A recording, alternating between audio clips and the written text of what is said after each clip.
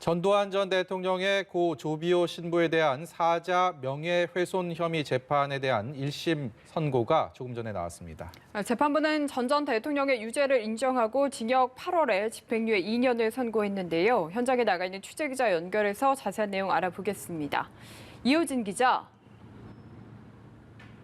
네, 광주지방법원 앞에 나와 있습니다. 전두환 전 대통령이 조금 전 열린 1심 선고 공판에서 징역 8개월, 집행유예 2년을 선고받았습니다. 재판부는 전 씨가 회고록 혼돈의 시대를 통해 5.18을 폭동으로 규정하고 헬기 사격을 부정했지만 5.18 당시 헬기 사격이 있었다고 결론지었습니다. 재판부는 여러 가지 증거와 증언을 취합해 확인한 결과 헬기 사격을 부정할 수 없다고 결론 내렸습니다.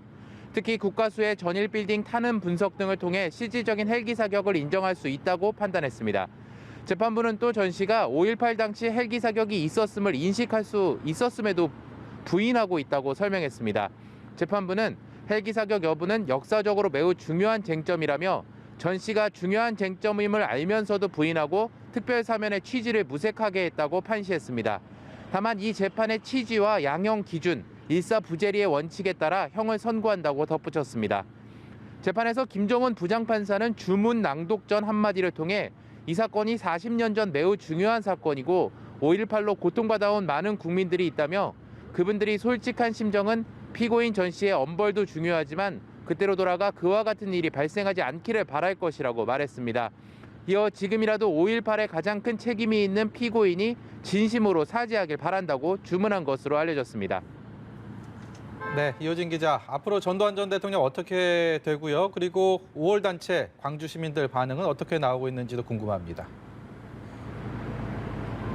네, 징역형의 유죄는 선고됐지만 재판부가 집행을 유예하면서 전 대통령은 구속은 피했습니다.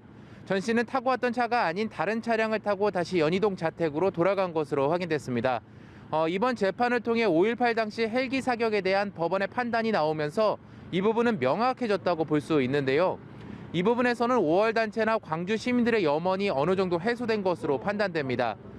다만 이 재판이 끝나고 전 씨가 재판 내용에 불복한다면 곧바로 항소할 수도 있습니다. 향후 전 대통령 측이 어떤 행동을 취할지는 조금 더 지켜봐야 하는 상황입니다. 지금은 집회를 열었던 5월 단체와 광주 시민들은 대부분 법원 앞에서 해산한 모습인데요. 당초 5월 단체와 시민들은 전 씨에 대한 구속과 엄벌을 촉구했는데 집행유예 선고가 나오자 다소 아쉬워하는 모습도 보였습니다. 지금까지 광주지법에서 연합뉴스TV 이호진입니다.